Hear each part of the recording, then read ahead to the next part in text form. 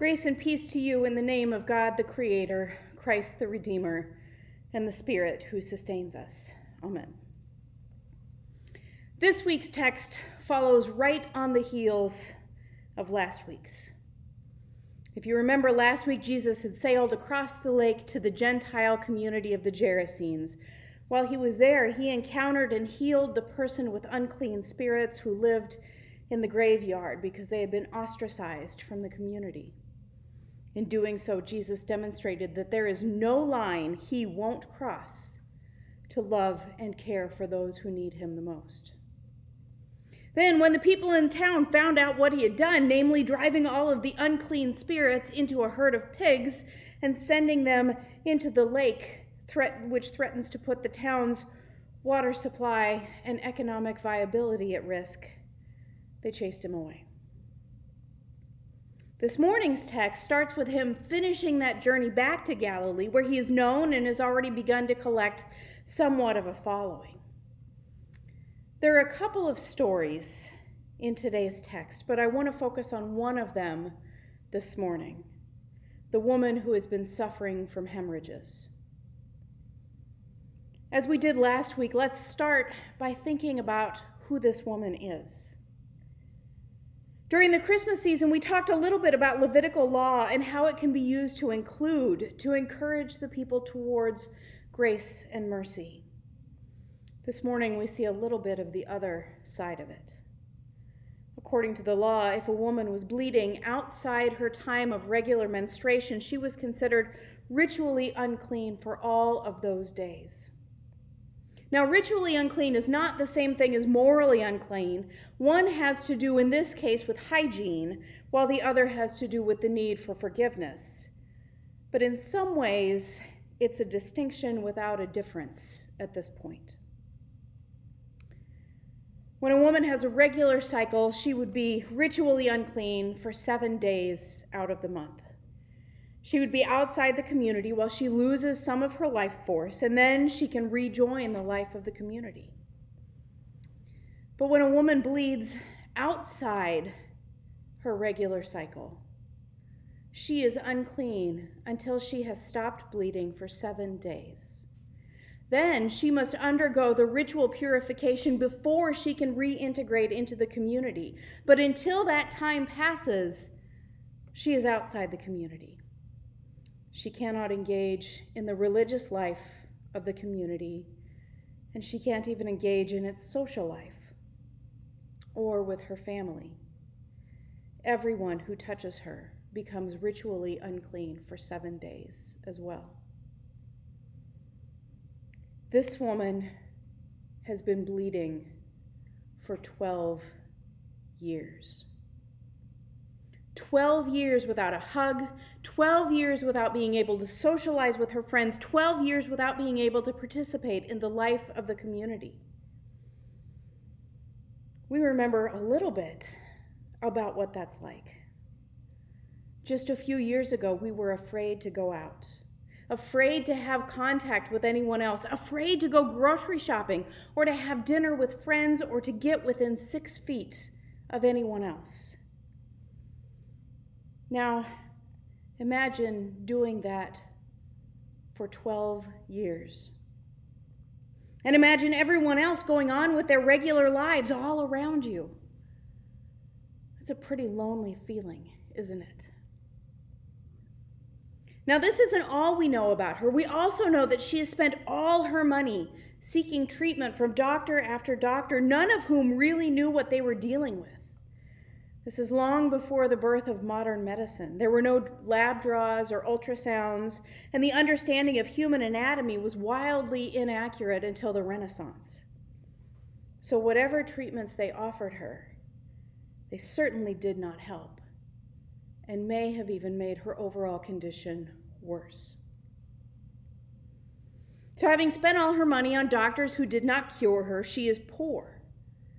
Even today, for women to be in poverty means a lack of access to basic sanitary needs, among other things. So along with being ritually unclean, she is likely physically unclean as well. On top of that, she is probably pretty anemic, so she would most likely have been very weak.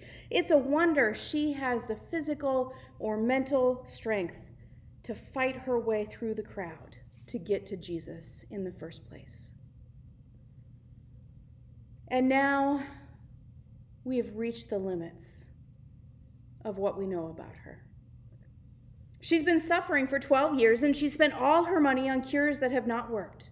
In Mark's gospel, she is defined by her disease. Whoever she was and whatever she had done prior to getting sick, this has become the defining characteristic in her life. She's isolated. She's despairing. She's ritually unclean. She sounds a little bit like the person with the unclean spirits who lived among the Gerasene tombs, doesn't she? But there's a difference between them. She clings to something beyond her despair. She clings to her faith. If I can even touch the hem of Jesus' cloak, she tells herself, I will be well again.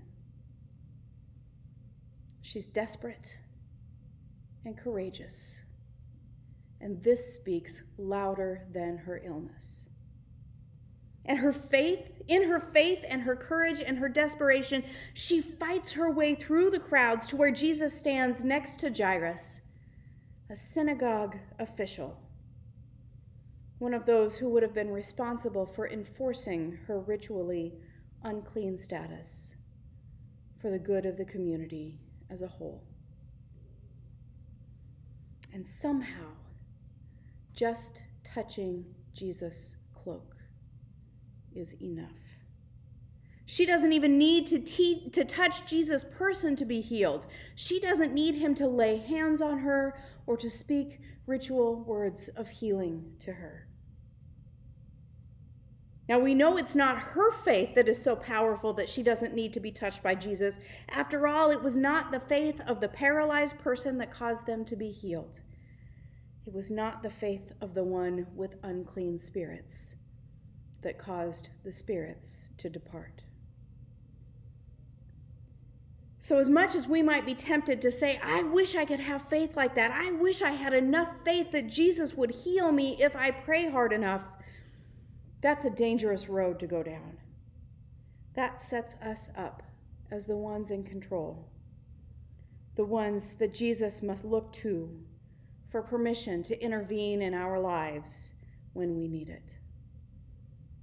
And as we read again and again in Mark's gospel, that's not the way it works. Jesus is the one in control. Jesus is the one whose love and power is big enough to transform our lives. But Jesus isn't done with this woman. He senses that he has healed her without touching it. Who touched my clothes? He says. Now we know how this is. When someone brushes up against us, we feel it. And I think we can usually distinguish between an accidental brush past someone in a crowd and someone who is deliberately reaching for us, grabbing at an elbow or a sleeve, for instance, to avoid getting separated in the crowd or to get our attention for some other reason. Others might dismiss it, as the disciples do. Look at this crowd. How can you possibly expect to figure out who touched you? But Jesus knows it was deliberate, and he looks around. Mark tells us how the woman feels on hearing this question.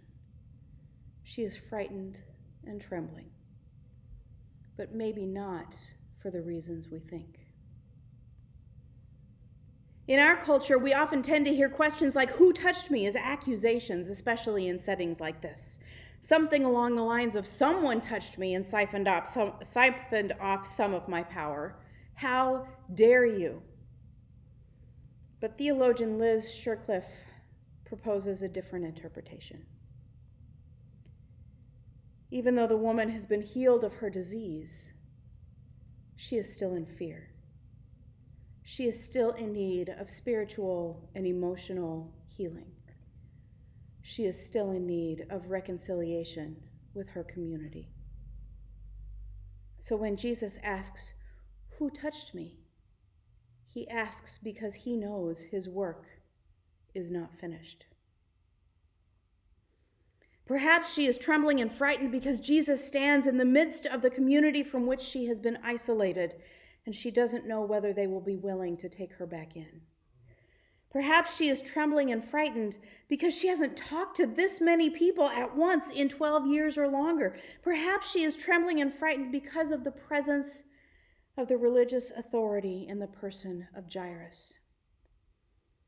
But despite her trembling and fear, she falls at Jesus' feet and she tells him the whole truth, the whole story. What is the whole story of a time that you have been in need of healing, physically, mentally, emotionally, or spiritually? Where does that story start?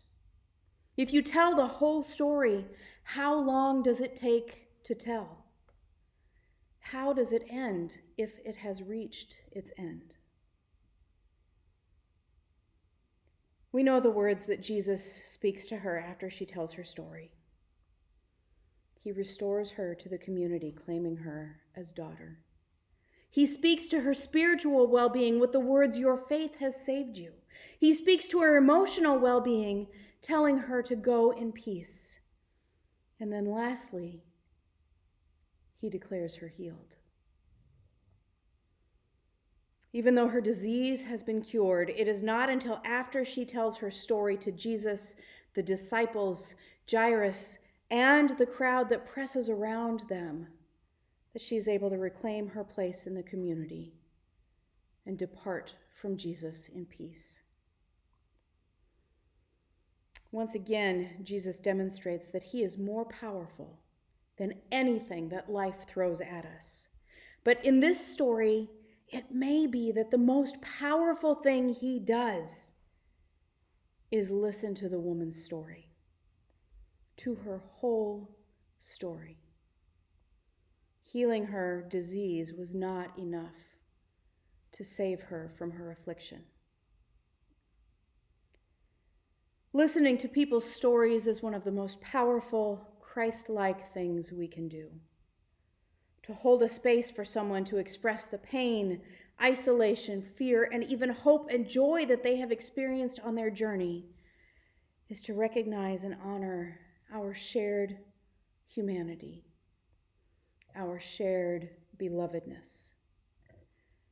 To receive someone's story is to share with them the love and the healing that Jesus extends to us all. Amen.